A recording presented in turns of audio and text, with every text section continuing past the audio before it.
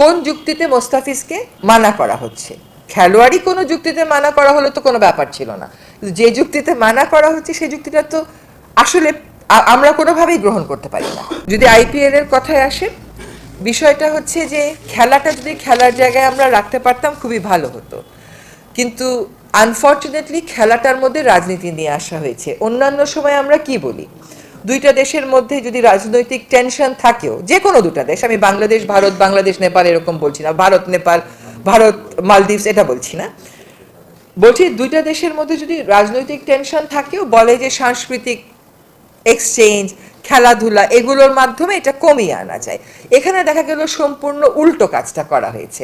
বাংলাদেশের একটা খেলোয়াড়কে নিশ্চিত করার পরে তাকে রাজনৈতিক যুক্তিতে, যেটা আমরা পত্রপত্রিকায় দেখেছি, বলা হচ্ছে যে ওকে নেওয়া হবে না।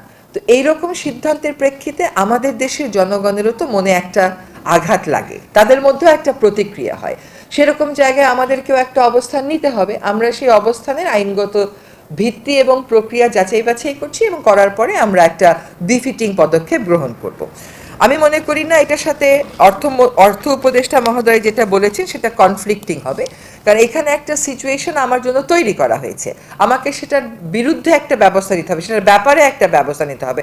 আমার তো চুপ করে বসে থাকার উপায় নেই।